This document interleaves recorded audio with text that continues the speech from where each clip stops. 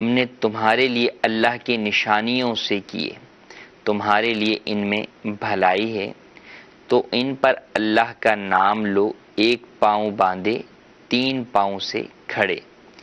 فَإِذَا وَجَبَتْ جُنُوبُهَا فَكُلُوا مِنْهَا وَأَطْعِمُوا الْقَانِعَ وَالْمُعْتَرَّ كَذَلِكَ سَخَّرْنَاهَا لَكُمْ لَعَلَّكُمْ تَشْكُرُونَ۔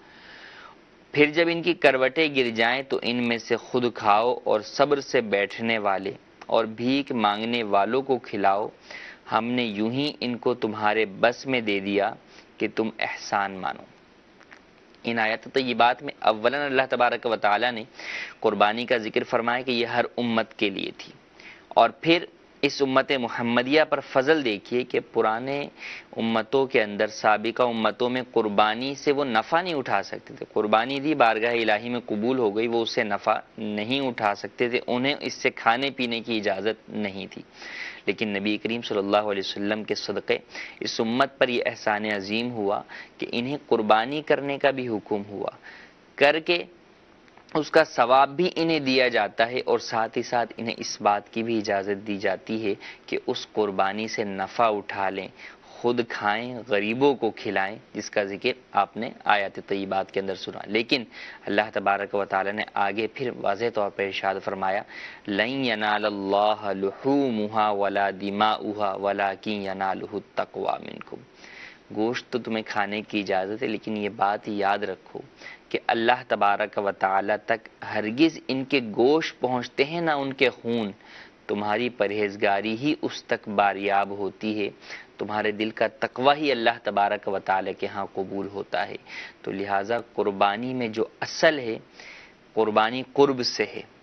قرب یعنی اللہ تبارک و تعالی کا قرب حاصل کرنا۔ بندہ مومن قربانی کے ذریعے سے اللہ تبارک و تعالی کا قرب حاصل کرنے کی کوشش کرتا ہے، تو اب جس کا قرب کا حصول مقصود ہے تو مقصد بھی اس کی رضا ہونی چاہیے۔ اگر اس مقصد کے اندر دکھاوا آ گئے یا اور کوئی دنیاوی معاملات سامنے آ گئے تو پھر وہ قرب الہی کا مقصد ہمیں حاصل نہیں ہو سکے گا، اور پھر قربانی در حقیقت قربانی نہ رہے گی، وہ فقط دکھاوا رہ جائے گی۔ اور جب نبی کریم صلی اللہ علیہ وسلم سے صحابہ کرام علیہم الرضوان نے پوچھا، یا رسول اللہ ما ہی الاضاحی، اے اللہ کے رسول یہ قربانیاں کیا ہیں، تو آپ علیہ الصلوۃ والسلام نے بڑا پیارا ارشاد فرمایا، سنت ابیکم ابراہیم، تمہارے باپ حضرت ابراہیم علیہ السلام کی سنت ہے۔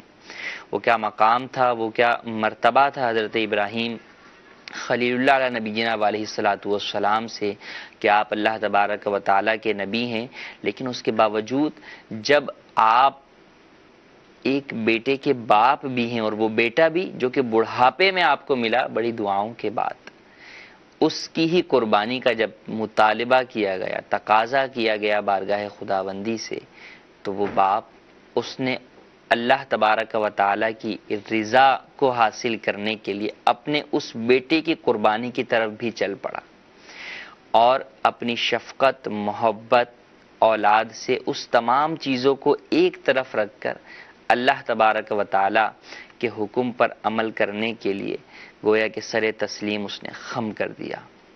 اور یہی در حقیقت ایمان اور اسلام کی نشانی ہے کہ انسان اپنی جذبات، اپنی عقل، اپنے احساسات، ان تمام چیزوں کو چھوڑ بیٹھتا ہے فقط حکم الہی کے سامنے، کہ اس کے لیے سب سے بڑھ کر اگر کوئی چیز ہوتی ہے تو اس کے رب کا فرمان ہوتا ہے۔ یہی در حقیقت ایمان ہے، یہی در حقیقت اسلام ہے کہ سر تسلیم خم کر دے، انسان عقل کے گوشوں میں جا کر نہ پڑے کہ ایسا کیوں ہے، کیسے ہے، جیسا کہ بہت سارے لوگ فی زمانہ قربانی کے حوالے سے طرح طرح کی باتیں کرتے ہوئے سنائی دیتے ہیں کہ جناب اتنا سارا جو ہے وہ مال قربانی پر خرچ کرنے کے بجائے کسی غریب کی مدد کر لی جائے۔ تو قطع نظر اس بات کے کہ کیا غریبوں کی مدد اس میں ہوتی ہے یا نہیں، اول تو بات یہ ہے کہ یہاں پر آپ کو اس چیز کے وزن کرنے کی اجازت ہی نہیں، کیونکہ وزن کرنا تو آپ عقل سے کر رہے ہیں، اور یہاں احکام خداوندی کے آگے عقل کا کام نہیں ہے۔ عقل تو خادم شرع ہے، جو شریعت نے اسے حکم دیا ہے اسے بجا لانے کا طریقہ ڈھونڈنے کے لیے عقل کو بنایا گیا، نہ یہ کہ عقل تو خود مخلوق ہے، اسے کیا حق پہنچتا ہے کہ وہ خالق کے احکامات پر اعتراض کرے۔ تو اور پھر حدیث طیبہ میں بیان کیا گیا کہ اللہ تبارک و تعالیٰ کے نزدیک اس دن قربانی کرنے یعنی خون بہانے یعنی قربانی کرنے سے زیادہ کوئی عمل محبوب نہیں، مقبول نہیں۔ اور پھر بندہ مومن کے لیے تو یہی بات کافی ہے کہ مثال کے طور پہ اگر آپ کے سامنے یہ بات ہو کہ آپ اس شخص کو پیسے تو دیں گے لیکن آپ کو اس پر ثواب نہیں ملے گا، تو ایک مسلمان ثواب کے تلاش میں ہوتا ہے، اللہ کی رضا اس کا مقصد ہوتی ہے، پیسے دینا اس کا مقصود نہیں ہوتا۔ تو جب اس کو یہ بات بیان کی جا رہی ہے کہ یہاں پر تمہارے لیے ثواب اور رب کی رضا اس کام میں ہے، اگرچہ تمہیں دوسرا کام بظاہر ایسا نظر بھی آ رہا ہے کہ جس میں فائدہ ہے، لیکن جب تم رضا الہی کے طالب ہو تو اب جس چیز میں رضا الہی مل رہی ہے تمہیں اسے پہلے فالو کرنا چاہیے، اسے فوکس کرنا چاہیے، اس پر عمل کرنا چاہیے۔ اب لے لیجئے کہ جب وہاں پر دو کام ہیں، ایک ہے غریبوں کی مدد بھی کرنا ہے اور ایک ہے قربانی کرنا، لیکن قربانی کرنے میں جب بیان کر دیا گیا کہ رضا آج کے دن یوم النحر کے دن جو تم پا سکو گے وہ اللہ کی رضا قربانی کر کے پا سکو گے، تو اب انسان اس بات کی طرف نہیں جائے گا، ایک مسلمان ایک بندہ مومن ہرگز اس بات کو پرکھنے کی طرف نہیں جائے گا کہ فائدہ کس میں ہے۔ کیوں؟ کیونکہ فائدہ تو بیان ہو گیا کہ اس کا فائدہ تو رب کی رضا میں ہو، رب کی رضا اس دن سب سے زیادہ قربانی میں ہے۔ لہٰذا قربانی کے معاملات کے اندر اس طرح کے جو بعض لوگ شوشے چھوڑ دیتے ہیں ان کی طرف ہرگز نہ توجہ کی جائے۔ اس بات سے ہی اندازہ کیجئے کہ کسی کی مدد کرنا کم از کم اپنی اولاد قربان کرنے کے مقابلے میں تو کم ہی ہے۔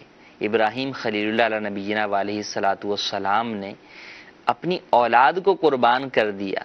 ان کے ذہن میں بھی تو یہ خیالات شیطان وسوسے تو ڈال ہی رہا تھا، وسوسے کے معاملات تو تھے ہی کہ وہ آیا اور کئی مرتبہ جو ہے وہ غلط مشورے بھی دیے، لیکن اس وقت آپ نے اپنی اولاد کی محبت اور تمام وساوس کو ہٹا کر فقط اللہ تبارک و تعالیٰ کے حکم پر عمل کیا۔ تو جب اولاد کی محبت اور شفقت بھی حکم الہی میں رکاوٹ نہ بن سکی تو پھر اس طرح کی بے عقلی باتیں کیوں کر ہمارے اس واجب کی ادائیگی کے اندر، اس سنت کی ادائیگی میں اللہ تبارک و تعالیٰ کی رضا اور قرب حاصل کرنے والے کام کی ادائیگی میں کیوں کر رکاوٹ بن سکتے ہیں۔ اور جہاں تک بات رہی مدد کی، تو قربانی کے ذریعے کتنی مدد ہوتی ہے، در حقیقت ایسے لوگ ناواقف ہوتے ہیں جو یہ بات کرتے ہیں کہ قربانی کے بجائے آپ کسی اور کی مدد کر دیں۔ قربانی کے ذریعے سے بہت زیادہ مدد ہوتی ہے، غریبوں تک گوشت پہنچ جاتا ہے، اور یوں ہی کتنے لوگوں کا روزگار اس قربانی کے ذریعے سے وابستہ ہوتا ہے۔ اللہ تبارک و تعالی مسلمانوں کو حکم شریعت پر عمل کرنے اور عقل کی باغ دوڑ کہ عقل کے ہاتھ میں شریعت کے احکام نہ دینے کی توفیق عطا فرمائے، بلکہ حکم شریعت پر عمل کرنے کا ہی ذہن عطا فرمائے، چاہے ہمارے فہم میں عقل میں وہ بات آئے یا نہ آئے۔ اگر نہیں بھی آتی تو اسے ہم اپنی کم عقلی تصور کریں گے، نہ یہ کہ ہم اس کے اوپر اعتراض کریں۔ آج قربانی سے متعلق ہم آپ کے کالز بھی لیں گے، چونکہ بیرون ملک کے اندر قربانی ایک مسئلہ ہے اس اعتبار سے کہ کئی مسائل گھرے ہوئے ہوتے ہیں۔ اکثر لوگ تو بیرون ملک رہنے والے اپنے آبائی ممالک میں ہی قربانیاں کرواتے ہیں، جیسے پاکستان میں کروائیں گے، ہند والے ہند میں کرواتے ہیں، یا دیگر وطن والے کرواتے ہیں، کیونکہ بنسبت غیر مسلم ممالک کے اندر قربانی کرنے کے حوالے سے آسانیاں موجود ہوتی ہیں۔ اور پھر بعض جگہوں کے اوپر قربانی کو بیرون ملک میں خاص طور پہ، ہمارے اپنے ممالک کے اندر بھی قربانی، اجتماعی قربانی کا جو سیٹ اپ ہے اس میں اس کو ایک کاروبار بنا دیا گیا ہے، اور یہ چیز باہر بھی پائی جاتی ہے، اور باہر کرنے کے اندر بہت سارے سلاٹرز ہاؤس یا بچرز ہاؤس وہ غیر مسلموں کے ہاتھ میں بھی ہوتے ہیں، تو وہ مسلمانوں کے لیے اس نام پر تو آگے بڑھتے ہیں کہ جناب ہم آپ کے فریضہ قربانی میں مدد کر رہے ہیں، سہولت فراہم کر رہے ہیں، لیکن وہاں پر مسلمانوں کو یہ جاننا ضروری ہے کیا واقعی شرعی اعتبار سے ان کی قربانی درست طریقے سے ہو بھی رہی ہے یا نہیں ہو رہی. کہیں ایسا تو نہیں کہ وہ جانور ہی حلال نہیں ہو رہا، یا جانور تو حلال ہو رہا ہے لیکن قربانی اپنی شرائط کے ساتھ پوری نہیں ہو رہی. اجتماعی قربانی کوئی چھوٹا میٹر نہیں ہے. آپ در حقیقت اجتماعی قربانی کرنے والوں کو اپنی قربانی کرنے کا وکیل بناتے ہیں. آپ اندازہ کیجئے کہ آپ اگر کسی کورٹ کے اندر کیس لڑتے ہیں تو کیا کسی ایرے غیرے کو بھی آپ جو ہے وہ وکیل بنا دیتے ہیں کہ میری جانب سے کیس لڑو؟ نہیں بناتے آپ، بلکہ ایسے کو ڈھونڈتے ہیں جو کہ ماہر ہو وکالت کے اندر. ارے تو یہاں پر آپ قربانی کرنے جا رہے ہیں، عبادت کی ادائیگی کرنے جا رہے ہیں، کیا یہاں آپ کو یہ سینس نہیں کہ آپ کسی ایسے شخص کو وکیل بنائیں اپنی قربانی کرنے کا جو قربانی کرنے کے احکامات جانتا ہو، جو یہ جانتا ہو قربانی کے لیے کیسا جانور لیا جا سکتا ہے، جو یہ جانتا ہو کہ قربانی کے جانور کو ذبح کیسے کرنا ہے، جو یہ جانتا ہو کہ ذبح کے بعد قربانی کے جانور کے گوشت اور کھال کا کرنا کیا ہے. اگر اسے یہ ساری باتیں نہیں معلوم اور آپ ویسے ہی دے دیتے ہیں کہ بس میرے سر پہ سے جو ہے وہ ایک بات اتر جائے، تو دیکھیں اس طرح آپ بریء الذمہ نہیں ہوں گے. قربانی عبادت ہے، عبادت میں احتیاط واجب ہے، لہٰذا ہرگز اس طرح کی بے احتیاطی نہ کریں. بلکہ اگر قربانی نہیں ہو سکی آپ کی تو آپ یہ کہہ کر چھٹکارا حاصل نہیں کر سکیں گے کہ نہیں جناب میں نے تو فلاں کو دے دی تھی. نہیں، آپ پر اولاً تو یہ ذمہ داری ہوگی. یہ سوال آپ سے پوچھا جا سکتا ہے کہ کیا جس کو دی تھی وہ اس بات کا اہل تھا یا تم نے نااہل کے ہاتھ میں اپنی قربانی دے دی تھی؟ اگر نااہل کے ہاتھ میں دی تھی تو ایسی صورت میں تم بھی گناہ گار ہو اپنی قربانی ضائع کرنے کے.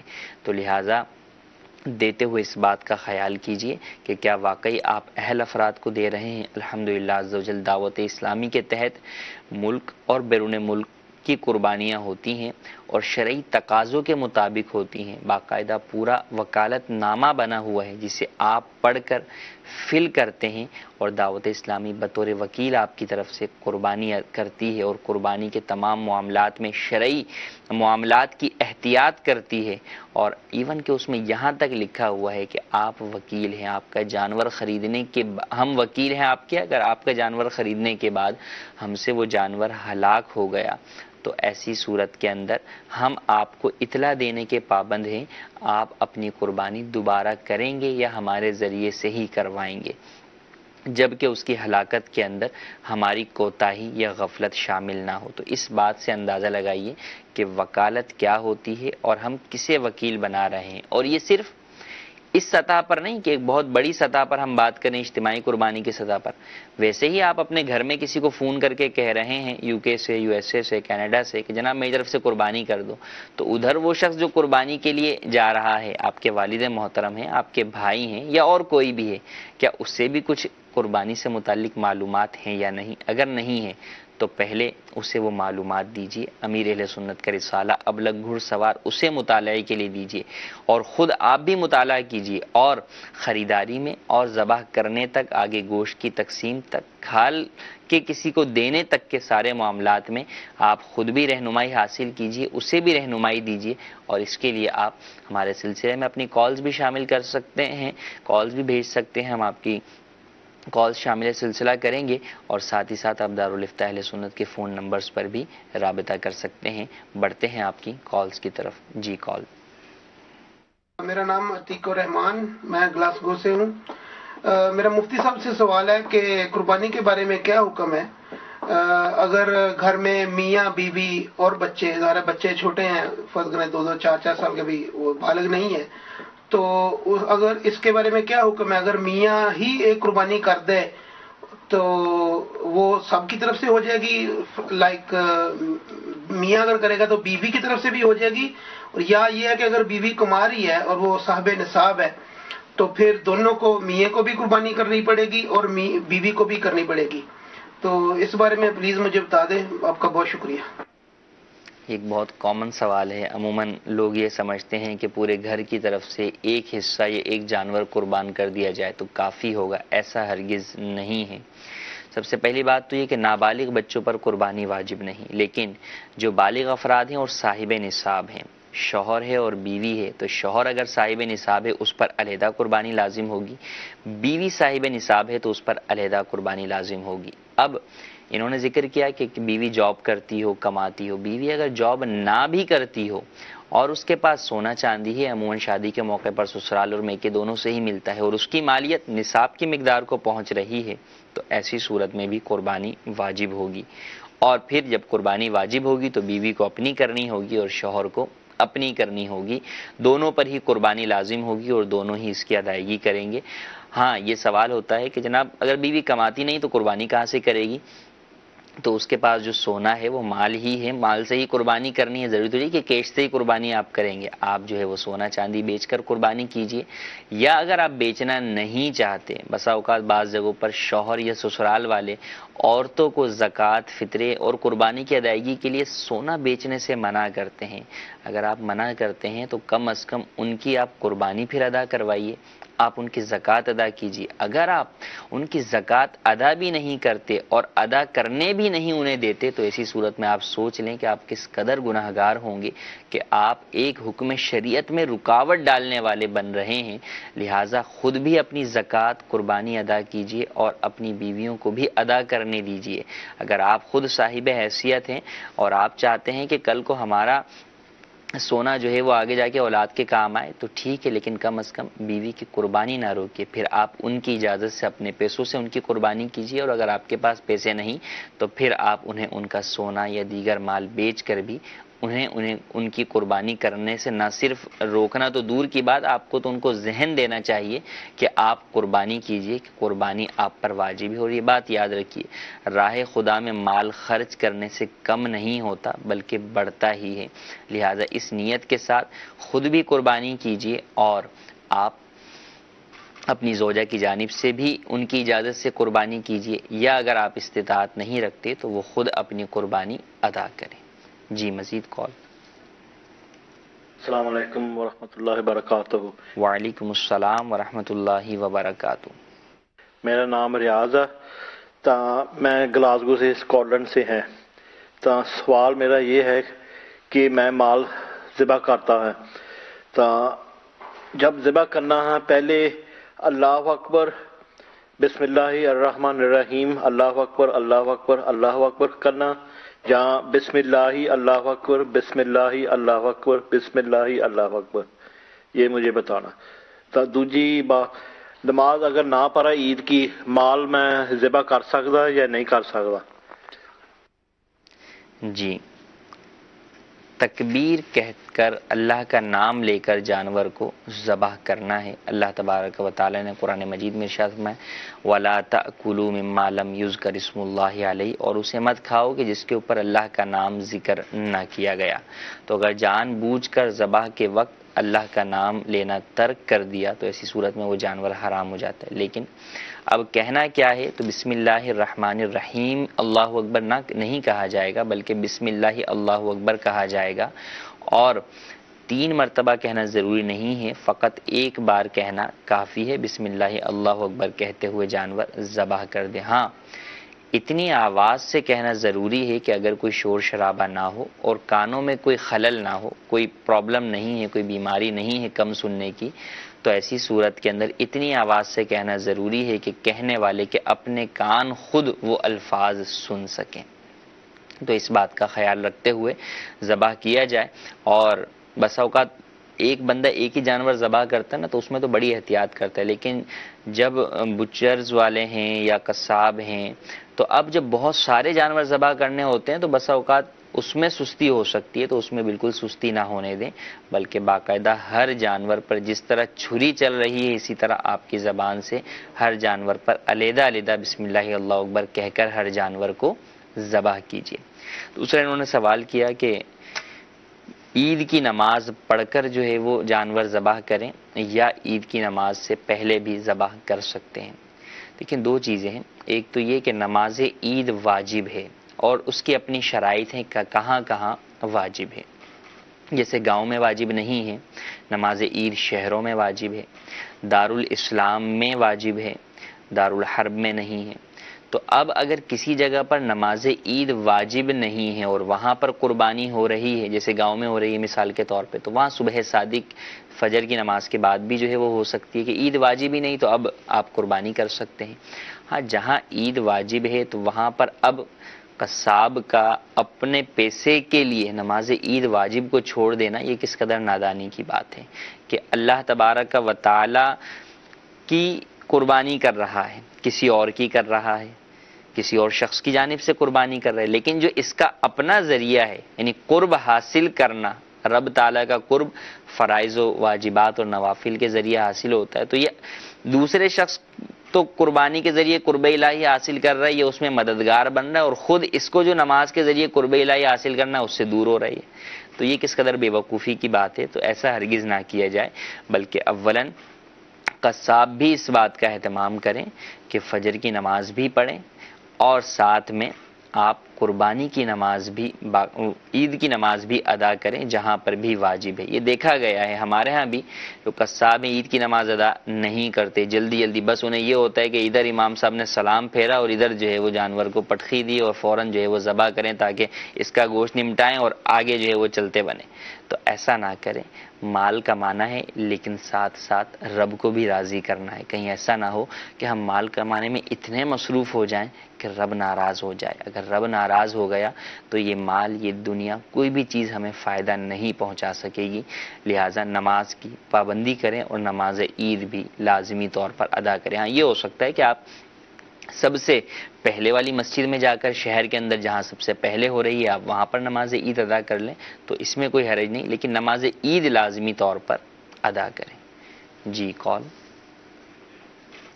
مفتی صاحب، میرا نام چودھری آزاد ہے اور میں گلاسگو اسکاٹ لینڈ میں عیش پذیر ہوں، اور مجھے لاسٹ 2 ایئر اگو مجھے ایک فالج کا اٹیک ہوا تھا، تو اس سے اللہ کا شکر ہے کہ مجھے کافی حد تک ٹھیک ہے، لیکن فل تندرست نہیں ہوں، اور میرے اوپر جو ہے نا تقریباً 11-12 ہزار پاؤنڈ کا قرضہ بھی ہے، اور میں ایک ہلکا سا بزنس کر رہا ہوں اور وہ بھی قرضہ ہی دینا ہے ابھی ان پہ۔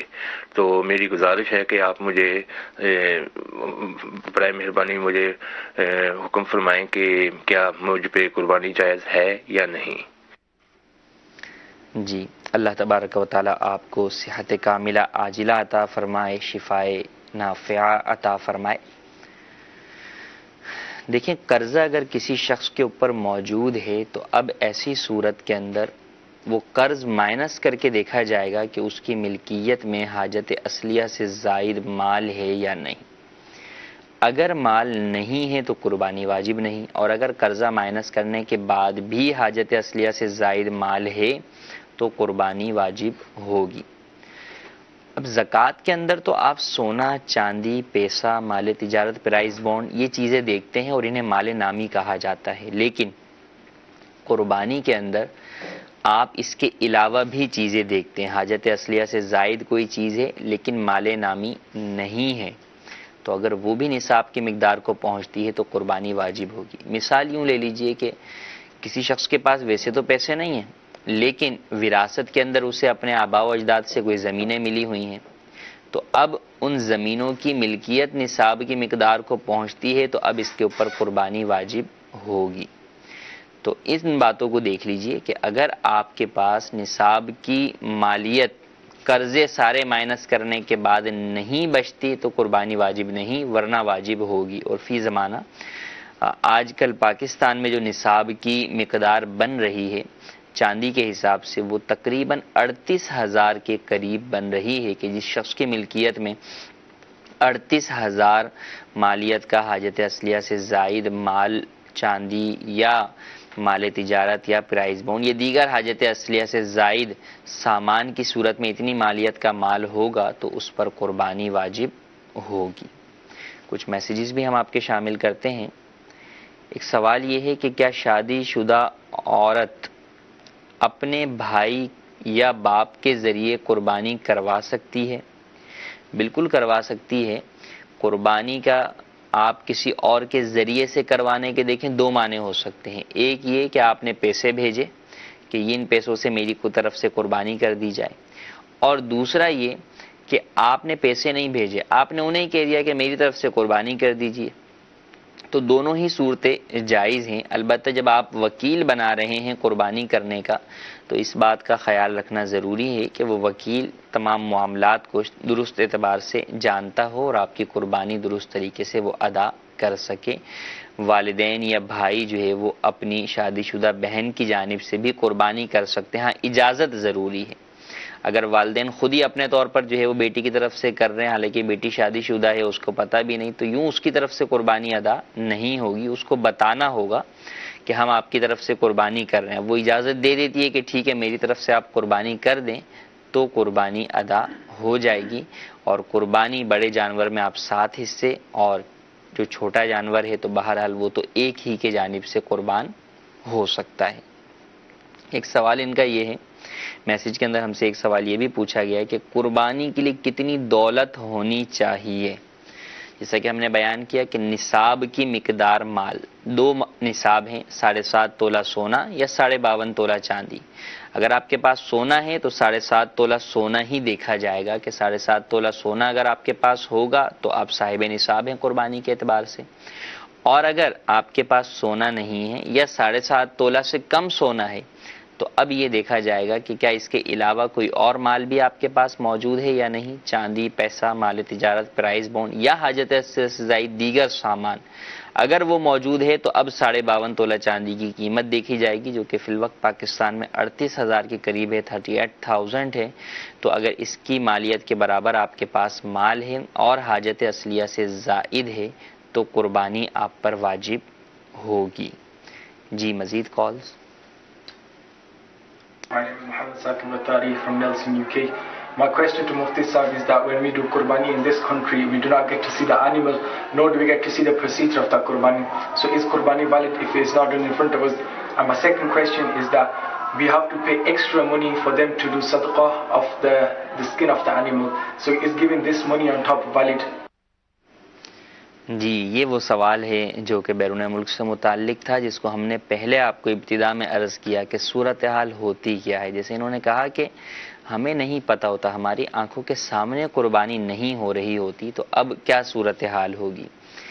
سب سے افضل اور بہتر تو یہ ہے کہ انسان اپنی قربانی کے جانور کے ذبح کے وقت اس کے پاس حاضر ہو. جیسے کہ حدیث پاک میں بھی ہے کہ نبی کریم صلی اللہ علیہ وسلم نے سیدہ فاطمہ الزہرا رضی اللہ تعالی عنہا کو فرمایا کہ اپنی قربانی کے پاس کھڑی ہو اور پھر فرمایا کہ اس قربانی کا خون گرتے ہی جو ہے وہ بارگاہ الہی میں قبولیت کا مقام پا جاتا ہے.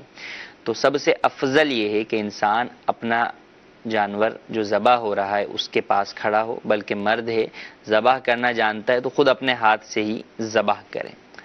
لیکن اگر ایسا ممکن نہ ہو تو پھر کم از کم اگر آپ کسی کو وکیل بنا رہے ہیں تو با اعتماد شخص کو وکیل بنائیں کہ جو آپ کی قربانی کے جانور کی خریداری سے لے کے اس کے ذبح اور آگے گوشت کی تقسیم اور پھر کھال دینے تک ان سارے معاملات میں وہ شریعت کے مطابق احکام پر شرعی احکام پر عمل کرتے ہوئے آپ کی قربانی کے معاملات کریں. تو اب آپ بچرز والوں کو دیں گے، سلاٹر ہاؤس والوں کو دیں گے تو اب وہ ان باتوں سے عموماً ناواقف ہوتے ہیں. وہ فقط اتنا جانتے ہیں کہ جناب مسلمانوں کا جانور ہے، مسلمانوں سے ذبح کروا دیتے ہیں، مسلمان کے ہاتھ سے ذبح کروا دیا وہ حلال ہو گیا، بس وہ فقط اتنا ہی جانتے ہیں. لیکن کیا اتنا ہی جاننا کافی ہے؟ جانور کی خریداری ہے تو اب جانور کی خریداری کے اندر بھی یہ دیکھنا ہوگا کہ وہ جانور عیوب سے بھی پاک ہے یا نہیں ہے.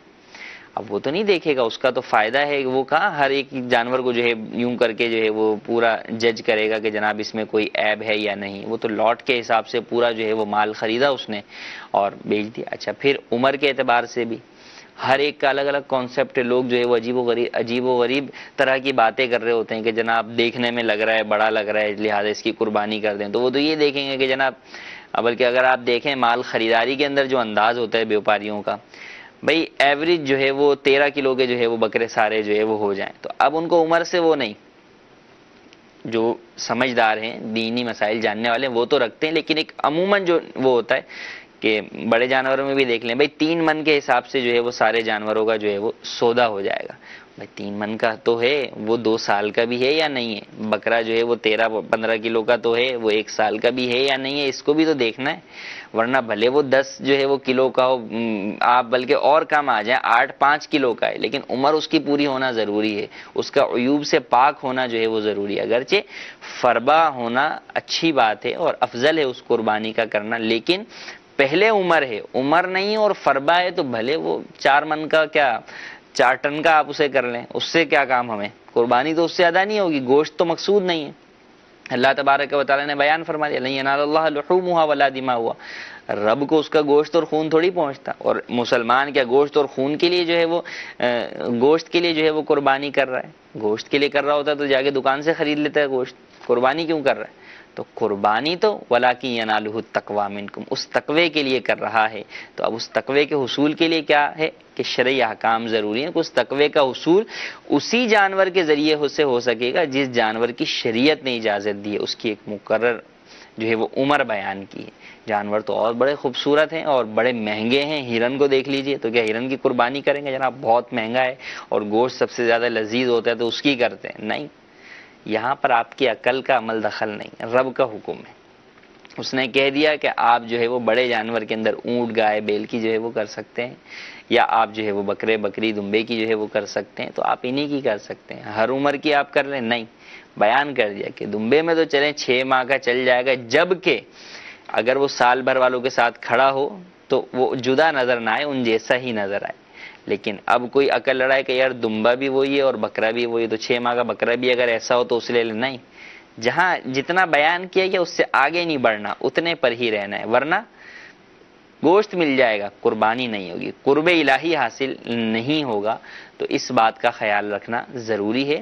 تو آپ کی نگاہوں کے سامنے جب قربانی نہیں ہو رہی تو آپ کو اس بات کا خاص طور پر احتیاط اور اہتمام کرنا ضروری ہے کہ ایسوں کے ذریعے سے قربانی کروائیے کہ قربانی کا حقہ درست ادا ہو جائے. اور پھر بات یہ جو انہوں نے اپنے سوال کے اندر دوسرا جز بیان کیا, اور اس کا مجھے بہت اندیشہ تھا. گزشتہ دنوں باب المدینہ کے اندر بھی کئی بڑے جو ہے وہ مالز کے اندر جو ہے وہ دیکھا گیا, یا بعض شاپس کے اوپر یہ دیکھا گیا کہ جناب وہ قربانی جو ہے وہ پرووائڈ کر رہے ہیں. ایک سوال ذہن میں آیا کہ قربانی تو پرووائڈ کر رہے ہیں, قربانی کا اہتمام تو کر رہے ہیں, کھال کہاں جاتی ہوگی؟ ابھی یہ معلوم نہیں کیا میں نے, لیکن ان کے اس سوال سے دیکھیں پتہ چلا کہ وہاں پر یہ ہے کہ اگر آپ اپنے جانور کی قربانی کی کھال صدقہ کروانا چاہتے ہیں تو آپ کو ایکسٹرا پیسے بچر کو دینے ہوں گے. اس کا کیا مطلب کہ اگر آپ وہ نہیں دیں گے تو وہ بیچ کر اس کھال سے نفع اٹھائے گا خود ہی, تو وہ تو آپ کا وکیل ہے. اب وہ نفع اٹھا رہا ہے تو اس کا مطلب آپ نفع اٹھا رہے ہیں. مثال کے طور پہ میں آپ کو کہوں کہ بھئی یہ جانور جو ہے وہ 10,000 کا ہے جبکہ کھال میری ہوگی, اور یہ جانور 12,000 کا ہے اگر کھال جو ہے وہ آپ لیں گے, تو اس کا مطلب یہ ہوا کہ پہلی صورت کے اندر میں کھال کے ذریعے سے تمول حاصل کر رہا ہوں, اپنا ذاتی مالی فائدہ حاصل کر رہا ہوں. یہ جائز نہیں ہے. قربانی کی کھال کو قربانی کرنے والا اسی صورت میں استعمال کر سکتا ہے کہ مثلا اس کی جائے نماز بنا لے, اس کا بلینکٹ بنا لے. اگر وہ اسے بیچے گا تو وہ پھر اس کو بہرحال صدقہ کرنے کی نیت سے ہی بیچ سکتا ہے. اگر اپنے لیے جو ہے وہ بیچے گا تو اس کا یہ بیچنا ناجائز اور گناہ ہے, اور اب بھی اس کے اوپر لازم ہوگا کہ اس پیسے کو یہ صدقہ کرے. تو قربانی کی کھال عموماً صدقہ ہوتی ہے, مساجد میں دی جاتی ہے, مدارس میں دی جاتی ہے, اہل سنت کی تنظیموں کو, دینی کام کرنے والوں کو دی جاتی ہے, دعوت اسلامی کو دی جاتی ہے. تو قربانی کی کھال کو اگر آپ قصاب کو دے دیں گے تو یہ جائز نہیں ہے, آپ کے لیے آپ گناہگار ہوں گے اور آپ پر اس کے صدقہ بھی لازم ہوگا. ہو سکتا ہے ہمارے یہاں بھی ایسا ہوتا ہو کہ کوئی قصاب یہ کہے کہ جناب اگر جو ہے وہ آپ قربانی کی کھال مجھے دیں گے تو میں ذبح اور ساری چیزوں کی جو ہے وہ قیمت آپ سے جو ہے وہ 2,000 لوں گا, اور قربانی کی کھال نہیں دیں گے تو 4,000 لوں گا. تو لوگ بولیں چلو یار ٹھیک ہے قربانی کی کھال یوں ہی کر لیتے. تو ایسا کرنا ہرگز جائز نہیں ہے, لہٰذا اس چیز سے بچنا بے حد ضروری ہے. یہی وہ چیزیں ہیں کہ جس سے پتہ چلتا ہے کہ لوگوں نے قربانی کے معاملے کو بھی ٹوٹل مکمل طور پر فقط جو ہے وہ کاروبار بنا لیا ہے, اجتماعی قربانی کو بھی کاروبار بنا لیا. حالانکہ کاروبار سے ہٹ کے یہ در حقیقت شرعی اعتبار سے ایک فریضے کی واجب کی ادائیگی ہے جسے اس کے تقاضوں کے مطابق ادا کرنا ضروری ہے۔ جی کال شامل کیجیے۔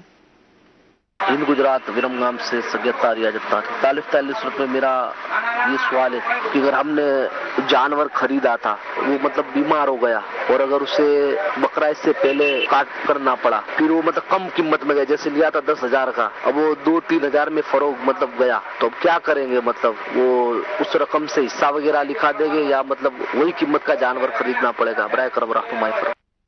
دیکھیں اگر صاحب نصاب آپ ہیں اور آپ نے جانور خریدا اور وہ جانور جو ہے وہ مرنے کے قریب تھا کہ اب اسے آپ کو ذبح کرنا پڑ گیا، تو ذبح کرنے کے بعد آپ اس کا گوشت بیچ سکتے ہیں، خود بھی کھا سکتے ہیں۔ اب اس کے بعد اگر آپ کے پاس مال موجود ہے، آپ اب بھی صاحب نصاب ہیں، تو آپ دوسرا جانور خرید سکتے ہیں، لیکن دوسرا جانور پہلے جانور کی قیمت کا ہی ہو یہ آپ پر ضروری نہیں ہے، آپ حصہ بھی ڈال سکتے ہیں۔